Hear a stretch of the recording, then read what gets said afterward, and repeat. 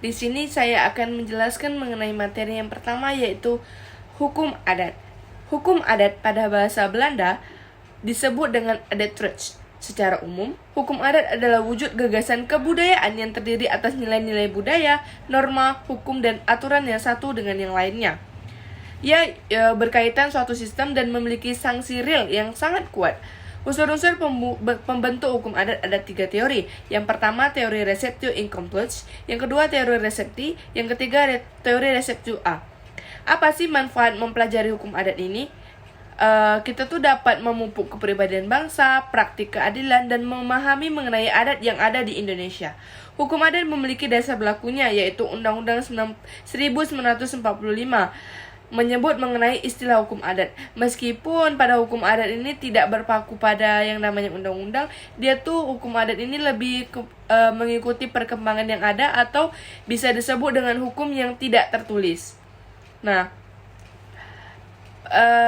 bagaimana ya dengan tatanan susunan persekutuan hukum dan wilayah hukum adat? Yang pertama, semua persekutuan hukum dipimpin oleh kepala atau rakyat desa. Sifat dan susunan itu erat hubungannya dengan sifat serta tiap jenis adat persekutuan yang bersangkutan. Materi pertemuan 2, pengantar hukum adat. Fakta hukum adat memiliki peranan yang penting terhadap sistem hukum yang ada di negara kita, yaitu negara Indonesia. Nah, di Indonesia sendiri memiliki 1128 suku. Pada penyelesaian sengketa perdata di pengadilan negeri, di antara orang pribumi masih sering menggunakan hukum adat. Wilayah negara yang membentang luas dari Sabang sampai Merauke memiliki sumber daya alam atau natural resource yang melimpah, bak untayan mutu, menikam zamrud di garis khatulistiwa, dan juga sumber daya budaya cultural resource yang beragam coraknya. Secara teoritis, keragaman budaya di satu sisi merupakan konfigurasi budaya yang mencerminkan jati diri bangsa, dan secara empiris menjadi unsur pembentuk negara dari kesatuan. Sistem hukum yang berlaku di Indonesia adalah sistem hukum campuran, yakni sistem hukum civil law. Karena faktor historis di mana Indonesia pernah dijajah Belanda, sehingga berdasar asas konkordansi Belanda menerapkan hukum Belanda berlaku di seluruh wilayah jajahan Hindia Belanda termasuk Indonesia. Namun, pada perkembangan Indonesia mulai berkiblat ke common law dengan munculnya berbagai produk hukum yang berdiri sendiri. Model common law seperti undang-undang korupsi, undang-undang ketenagakerjaan, dan lain-lainnya. Profesor Dr. Sesinos Hugrojo dalam buku The Alters menyebutkan istilah hukum adat sebagai adatrecht, yaitu untuk memberi nama pada suatu sistem mengendalikan sosial yang hidup dalam masyarakat. Hilmam Hadikusuma dalam Pengantar Ilmu Hukum Adat mengatakan, dalam perundang-undangan istilah adatrecht baru muncul pada abad ke-20, yakni pada tahun 1920. Istilah adatrecht lebih sering ditemukan dalam kajian literatur. Nah, bagaimana dengan istilah hukum adat? Di Gayo, adat di Jawa Tengah dan di Jawa Timur itu disebut ngadat, di Minangkabau lembaga atau adat. Adat kebiasaan di Batak Karo atau biasa dengan bahasa atau bicara. Teori keputusan artinya bahwa untuk melihat apakah semua adat istiadat itu sudah merupakan hukum adat, maka perlu melihat dari sikap penguasa masyarakat hukum terhadap si pelanggar peraturan adat istiadat. Apabila penguasa menjatuhkan putusan hukuman terhadap si pelanggar, maka adat istiadat itu sudah merupakan hukum adat. Hukum adat dalam pembentuk hukum nasional. Fakta dari hukum adat ialah hukum ini dibilang dengan living law, yang artinya bergerak mengikuti perkembangan zaman dan tidak terikat. Hukum adat disebut juga sebagai jati diri dari sistem hukum negara Indonesia. Dalam pasal 131 ISJO pasal 163 IS, hukum adat merupakan endapan kesusilaan dalam masyarakat yang kebenarannya mendapatkan pengakuan dalam masyarakat tersebut. Dalam perkembangannya, praktek yang terjadi dalam masyarakat hukum adat, keberadaan hukum adat dan sering menimbulkan pertanyaan-pertanyaan. Nah, apakah aturan hukum adat ini tetap dan dapat digunakan untuk mengatur kegiatan sehari-hari masyarakat dan menyelesaikan suatu permasalahan yang timbul di masyarakat hukum adat? Sementara di negara kita juga mempunyai aturan hukum yang dibuat oleh badan atau lembaga pembuat undang-undang dan peraturan perundangan lainnya. Antara hukum adat dengan hukum negara mempunyai daya pengikat yang berbeda. Secara konstitusional bersifat sama, tetapi terdapat perbedaan pada bentuk dan aspeknya. Nah, kita ambil contoh. Kasus yang pertama yaitu pada Aceh. Berbagai kecewaan terhadap hukuman yang hanya berada di Aceh, yaitu mengenai hukum cambuk yang terjadi apabila dua pasangan ketahuan melakukan zina. Banyak kontroversi mengenai hukum ini. Apakah hukum itu bisa diterapkan bagi umat yang beragama non-muslim? Nah, bagaimana bila yang melanggar peraturan itu adalah agama non-muslim? Hukum manakah yang digunakan? Adat ataukah hukum di negara? Pada dasarnya hukum cambuk hanya diberlakukan bagi 98% warga muslim di Aceh, sesuai aturan Undang-Undang Nomor 11 Tahun 2006 tentang Pemerintahan Aceh. Namun, bagi warga non-muslim yang melanggar undang-undang dan aturan syariah meski bukan jamaah Islam, misalnya menjual minuman keras, maka mereka bisa memilih untuk dihukum berdasarkan salah satu aturan tersebut. Kepala Kejaksaan Negeri Banda Aceh, Erwin Desman, seperti dikutip dari Independen menyatakan, Jono lebih memilih hukuman cambuk daripada menjalani resiko di penjara sesuai dengan undang-undang ketika ia tertangkap polisi menjual miras pada Oktober 2017 yang lalu. Hukuman cambuk yang mendera Simbolon adalah kali ketiga ketika warga dari kelompok minoritas dihukum berdasarkan syariat Islam. Pada 10 Maret 2017, dua pria keturunan Tionghoa beragama Buddha dicambuk masing-masing 9 dan 7 kali di kota Janho, Kabupaten Aceh Besar, karena keduanya dinyatakan terbukti bermain judi sabung ayam. Sebelumnya, seorang perempuan beragama Kristen dicambuk 28 kali di Kabupaten Aceh Tengah pada April 2016 karena terbukti menjual minuman keras. Nah, jadi pada masyarakat itu sendiri bisa memilih apakah dia akan melakukan hukuman di negara ataupun melakukan hukuman yang ada di Aceh tersebut. Materi pertemuan 4. Hukum adat dilihat dari segi kebudayaan. Menurut Sarojo, hukum adat merupakan penjelmaan struktur alam pikiran masyarakat yang merupakan bagian dari kebudayaan masyarakat tersebut. Hukum adat senantiasa tumbuh dari suatu kebutuhan yang nyata, cara hidup dan pandangan hidup yang keseluruhannya merupakan kebudayaan tempat hukum itu berlaku. Bagaimana dengan hukum adat yang selanjutnya ada dan dikatakan sebagai aspek kebudayaan, serta letaknya dalam kerangka kebudayaan itu? Kita ambil contoh suku Bugis. Suku Bugis yang sebagian besar terletak di Sulawesi Selatan memiliki keunikan tersendiri dalam adat dan budayanya. Nah, masyarakat Bugis ini memiliki adat penyelesaian masalah yang unik yang disebut dengan si gajang laleng lipah. Suku Bugis menyelesaikan masalah dengan saling tikam dalam sarung. Nah, biasanya, hadapi permasalahan atau pertikaian bisa diselesaikan dengan musyawarah mufakat oleh adat suku Bugis itu sendiri. Namun, cara mereka menyelesaikan permasalahan itu diselesaikan dengan cara baku tikam di dalam sarung antara kedua belah pihak atau disebut dengan si gajang laleng lipah. Aku juga karena jatuh cinta insan seperti dirimu, seanggun bidadari. Seharusnya aku cerminkan diriku sebelum tirai hati. Aku bukan untuk mencintaimu.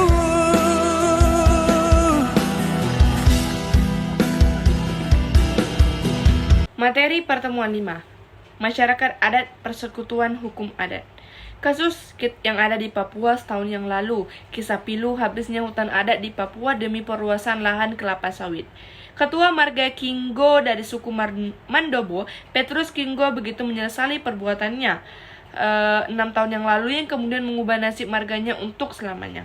Pasalnya, ia turut berperan memuluskan langkah anak usaha perusahaan sawit asal Korea Selatan, Korindo Group, untuk melakukan ekspansi kebun sawit di Boven di Goel dengan menjadi koordinator bagi 10 marga.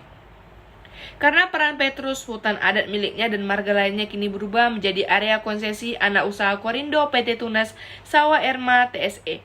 Petrus berperan mempengaruhi marga-marga lain supaya mau melepas hutan adat mereka. Kala itu saya mewakili 10 marga. Percayakan kami supaya mempengaruhi marga-marga yang lain supaya bisa ada pelepasan, ada pengakuan, supaya dia bisa ada hak guna usaha, kata Petrus dalam sebuah berita investigasi BBC yang terbit Kamis tanggal 12 bulan 11 2020 lalu.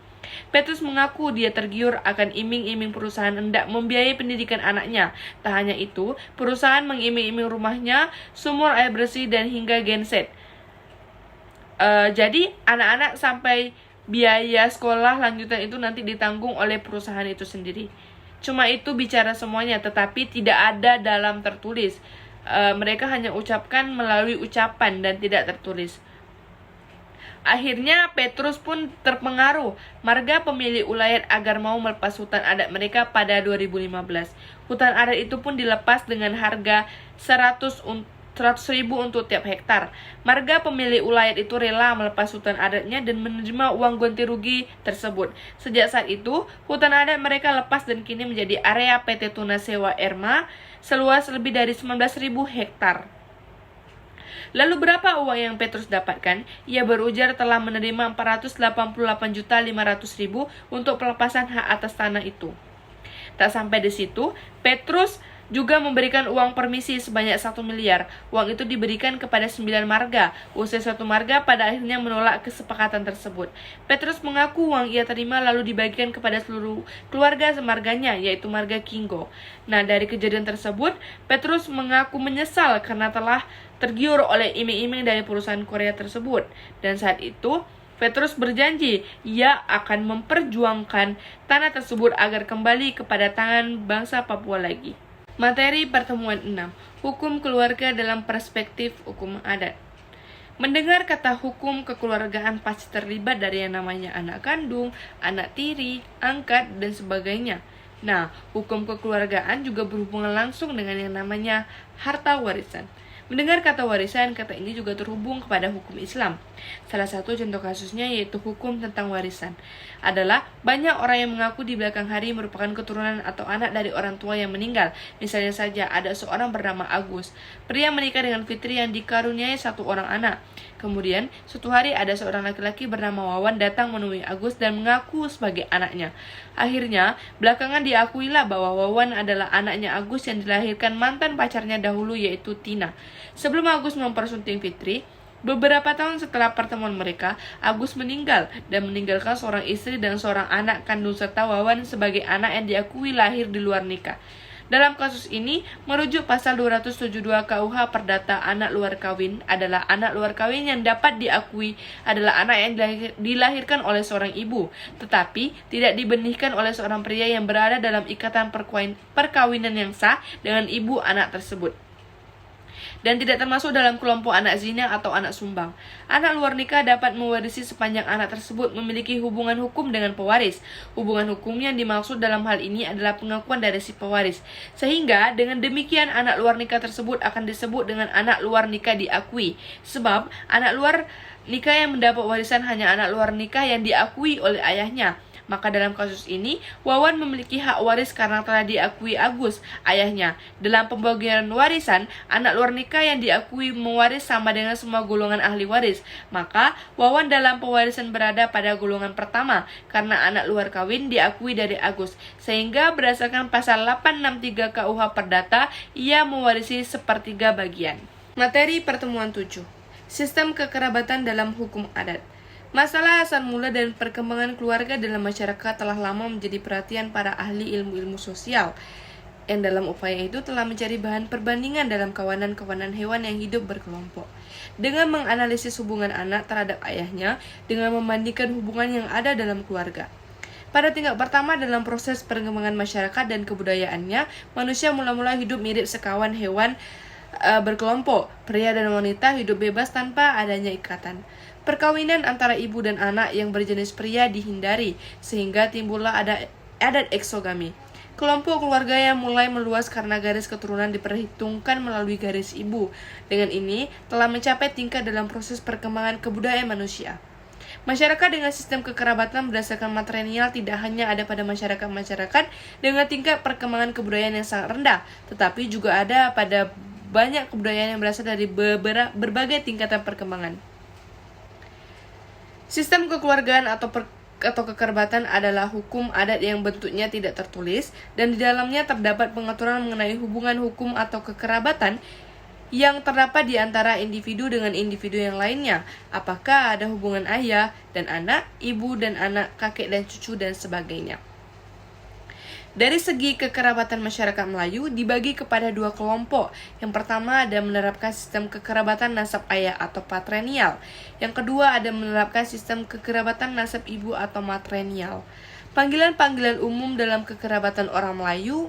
Yang pertama ada Pak Long dan Mak Long. Ada Pak Anjang dan Mak Anjang, Pak Andak dan Mak Andak, Pak Engah dan Mak Engah, Pak Itam dan Mak Itam, Pak Ute dan Mak Ute, Pak Cik dan Mak Cik, Pak Ude dan Mak Ude, Pak Alang dan Mak Alang, Pak Asu dan Mak Asu, dan yang terakhir adalah Pak Unggal dan Mak Unggal. Materi pertemuan adat, hukum perkawinan adat dan harta kekayaan perkawinan. Kita ambil contoh yaitu perkawinan adat Bugis. Adat pernikahan masyarakat suku Bugis di Sulawesi Selatan terdiri dari serangkaian upacara dan prosesi. Deretan acara memiliki filosofi tersendiri agar pernikahan menjadi lebih sakral dan istimewa.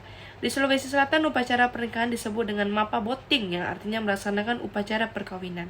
Yang pertama ada prosesi Mapa Sidepe. Mabelai masyarakat Bugis menganggap bahwa perkawinan tidak saja menyatukan dua mempelai dalam ikatan perkawinan, tetapi juga menyatukan dua keluarga. Prinsip itu melahirkan istilah Mapasidepe Mabelai, artinya mendekatkan yang sudah jauh. Oleh sebab itu, kebanyakan perkawinan dilaksanakan masih ada hubungan dengan keluarga atau dibiasakan dengan disebut perjodohan karena mereka sudah saling memahami. Yang kedua ada masa penjajakan atau disebut Mamanu-manu. Jika seorang pria telah mantap dengan gadis pujaan dan berniat mempersunting, maka ada kegiatan rahasia yang dilakukan oleh seorang perempuan yang diutus oleh pihak laki-laki. Semua ini untuk mencari tahu keberadaan gadis pujaannya. Yang ketiga adalah mapaci atau tudang peni. Prosesi mensucikan diri pada malam menjelang hari H pernikahan. Pada malam ini, pengantin didoakan para undangan yang terdiri dari tokoh masyarakat, keluarga, serta kerabat. Yang keempat ada bosara. Sepanjang prosesi sebelum dan sesudah pernikahan, disuguhkan berbagai macam-macam kue khas Bugis yang manis seperti borongko, biji salak, bolu pece, dan lain sebagainya. Nah, kue-kue dengan rasa manis ini sebagai simbolik agar kehidupan kedua calon mempelai selalu manis dan harmonis, rukun dan damai. Kue tersebut ditaruhkan dalam wadah yang disebut dengan bosara. Yang kelima adalah songko tobone. Ada saat acara perkawinan kaum kerabat, keluarga akan berkumpul. Agar ada perbedaan antara mereka dan keluarga, maka mereka memakai seragam. Untuk kaum laki-laki, rata-rata menggunakan songko tobone atau songko eca. Yang keenam ada mapasi karawa atau mapasi luka, atau sentuhan pertama. Setelah akad nikah, selesai pengantin pria dituntun oleh orang yang dituakan menuju kamar mempelai wanita untuk ipakasi rawa atau disentuh. Bagi masyarakat Bugis, mapasi rawa merupakan hal yang penting karena keberhasilan rumah tangga tergantung dari sentuhan pertama mempelai laki-laki pada mempelai wanita. Materi pertemuan 9, hukum tanah adat dan transaksi tanah adat. Pengakuan atas kepemilikan tanah kadang-kadang hanya didasarkan kepada seberapa lama seseorang menempati, memakai dan mengolah tanah tersebut sehingga telah merasa seolah-olah dialah pemegang hak milik atas tanah itu. Pengakuan atas kepemilikan tanah menjadi suatu hal yang urgent agar pemilik tersebut bisa mengalihkan tanahnya kepada orang lain, baik lewat proses jual beli, penukaran, penghibahan, pemberian dengan wasiat, warisan, dan lain-lain. Sehingga status kepemilikan tanah tersebut harus jelas, siapa pemilik yang sebenarnya menurut hukum. Nah, berdasarkan pasal 23 ayat 1 Undang-Undang Nomor 5 Tahun 1960 tentang Peraturan Dasar Pokok-pokok Agraria yang menerangkan bahwa hak milik demikian pula peralihan, hapusnya dan pembebanannya dengan hak-hak lain harus didaftarkan menurut ketentuan yang dimaksud dalam pasal 19. Berdasarkan pasal 2 PP Nomor 24 Tahun 1997, pendaftaran tanah berdasarkan asas sederhana, aman, terjangkau, mutakhir, dan terbuka. Sedangkan penyelenggaraan pendaftaran tanah adalah Badan Pertanahan Nasional sebagai lembaga pemerintah non-departemen sesuai pasal 55 PP Nomor 24 Tahun 1997. Dengan disahkannya PP tentang pendaftaran tanah ini, diharapkan masyarakat lebih sadar dengan kepemilikan hak atas tanah. Menurut hukum, demi tertibnya administrasi pertahanan untuk jaminan kepastian hukum pemegang hak atas tanah. Kesadaran hukum suatu masyarakat harus didukung dengan budaya hukumnya. Kelalaian baik disengaja maupun tidak tentu akan berimbas kepada ketidakpastian akan status kepemilikan hak atas tanah tersebut. Nah, masuk ke materi pertemuan 10, Hukum adat waris. Sistem pewarisan menurut hukum adat Bali. Pewarisan menurut hukum adat Bali tidak identik dengan membagi harta peninggalan warisan orang tua dan leluhur pewaris oleh ahli waris, melainkan mengandung makna pelestarian, pengurusan dan penerusan swadharma atau tanggung jawab dan swidakara atau hak terhadap peninggalan pewaris dalam berbagai wujud dan sifatnya. Dalam pandangan FA Korn 1932, ciri khas hukum adat waris Bali bertujuan agar sebanyak dan sedapat mungkin harta pusaka keluarga tetap utuh dan dipegang serta diluruskan oleh seorang kepala keluarga. Maka dengan sendirinya pembagian-pembagian juga jarang dilakukan. Karena itu juga hasil untuk menetapkan bagian-bagian tertentu tidak sangat dirasai. Di mana dapat ditemui aturan tentang pewarisan menurut hukum adat Bali? 1. Adat kebiasaan adat Bali tidak tertulis yang hidup dan ditaati oleh masyarakat hukum adat desa adat di Bali. Yang kedua, Paswara 1900. 3. Awik-awik desa adat. 4. Keputusan MUDP Bali 2010. Benarkah perempuan Bali tidak memiliki hak atas harta warisan? Bukan perempuan Bali Hindu yang tidak memiliki hak swidakara atas warisan, melainkan mereka yang tidak melaksanakan kewajiban swadharma sebagai umat Hindu, laki atau perempuan sama saja. Benarkah wanita Bali tidak berhak atas warisan yang ditinggalkan oleh pewaris? Menurut hukum adat Bali, bukan wanita Bali yang tidak berhak atas warisan, melainkan waris keturunan yang tidak melaksanakan swadharma, tanggung jawab terhadap peninggalan pewaris dalam berbagai wujud dan sifatnya. Keturunan ini disebut dengan ninggal kedaton atau ninggal kawitan, ninggal swadharma, meninggalkan tanggung jawab sebagai waris keturunan. Keturunan pria atau wanita yang tidak lagi beragama Hindu ninggal kedaton penuh, hak atau warisan itu gugur. Yang kedua, keturunan pria atau wanita yang kawin keluar tetapi masih beragama Hindu ninggal kedaton terbatas, berhak atas warisan setengah dari ahli waris lainnya. Dapat diberikan warisan berupa jiwa, dana bekal hidup, besarnya maksimal sepertiga dari warisan yang memiliki nilai ekonomi. Materi pertemuan 11. Hukum pidana adat. Mendengar kata hukum pidana, kita sudah tertuju kepada pidana-pidana adat yang terjadi. Kita ambil contoh studi kasus pencurian di desa Tuindrau. Pada tahun 2009 terjadi kasus pencurian di desa Tuindrau yang dilakukan oleh Ucok Nrunru, nama samaran. Ucok Nrunru mencuri getah karet warga secara berulang-ulang. Namun, perbuatannya selama ini tidak diketahui oleh warga setempat, sehingga warga tidak percaya kalau yang mencuri getah karet mereka selama ini adalah Ucok. Dan bahkan hanya getah karet saja yang bukan hanya getah karet saja yang dicuri, tetapi buah coklat dan kelapa warga juga diambilnya. Hal ini yang membuat warga marah kepada Ucok yang telah mencuri getah karet mereka. Ketika warga mengetahui bahwa pelaku pencurian getah karet adalah Ucok, kemudian warga melaporkannya di kantor Salawa, kantor desa, untuk mempertanggungjawabkan perbuatannya. Selanjutnya, pelaku pencurian getah karet digiring dan dibawa ke kantor desa, memanggil semua warga desa untuk menyelesaikan kasus Ucok ini karena telah melanggar pidana adat desa. Kemudian setelah pelaku dibawa di kantor desa, maka kepala desa beserta para penatu adat memanggil semua warga desa untuk menyelesaikan kasus Ucok yang telah melanggar hukum adat desa. Perbuatan pelaku ini merugikan semua warga. Berdasarkan pengakuannya, pelaku pencurian perbuatan tersebut dilakukan karena dilatar belakangi faktor ekonomi keluarganya yang selalu kekurangan sehingga terpaksa pelaku melakukan perbuatan ini demi memenuhi kebutuhan hidup keluarganya. Apalagi pelaku telah berkeluarga dengan mempunyai 3 orang anak. Selain itu, juga pelaku terpaksa melakukan perbuatan itu untuk melunasi utang-utangnya kepada warga. Perbuatan tersebut diakui oleh pelaku di hadapan para warga dan penatu adat jika perbuatan tersebut telah dilakukan berulang kali. Sebenarnya pelaku tidak mempunyai niat untuk mencuri, karena pelaku sadar kalau mencuri pasti dihukum berdasarkan peraturan desa. Perbuatan ini terpaksa pelaku lakukan karena tidak adanya pekerjaan tetap, apalagi pelaku memiliki utang sehingga ia terpaksa untuk mencuri. Setelah para penatu adat mendengar pengakuan pelaku, maka penatu adat mengadakan musyawarah desa untuk menyelesaikan kasus ini. Agar tidak menimbulkan amarah dari warga, penatu adat mengumpulkan para perangkat desa dan tokoh adat membicarakan pemecah masalah ini. Penatu adat melaksanakan penyelesaian secara musyawarah dengan disaksikannya oleh Satwa Mapnua dan kepala desa di hadapan para korban dan anggota masyarakat dan pelaku keluarga pelaku. Dalam penyelesaian ini, Balugu menetapkan hukuman yang diberikan kepada pelaku sesuai dengan perbuatannya. Panatua adat sebagai Balugu dalam penyelesaian ini harus betul-betul mengambil keputusan yang baik dan seadil-adilnya agar tidak menimbulkan amarah dari korban dan juga para warga. Dari korban Dalam hal ini, penatu dapat mengambil keputusan tanpa pihak kepada pihak yang satu, sehingga keputusan diambil oleh Balugu dapat bersifat adil sehingga diterima oleh masyarakat. Selanjutnya, Balugu menjatuhkan hukuman kepada pelaku sesuai dengan perbuatannya yang disepakati oleh pelaku keluarga dan pihak korban anggota masyarakat dengan mengganti rugi 3,5 juta, 1 karung beras, 2 ekor babi, dan uang tunai sebesar 500.000 untuk biaya administrasi. Kemudian, pelaku memberi makan seluruh warga sehingga bentuk permohonan maaf dan juga sebagai bukti bahwa kasus ini sudah diselesaikan dan tidak dilanjutkan lagi kepada pihak yang berwajib. Dengan dipenuhinya hukuman yang diberikan Balugu, maka keluarga pelaku terlepas dari ancaman warga.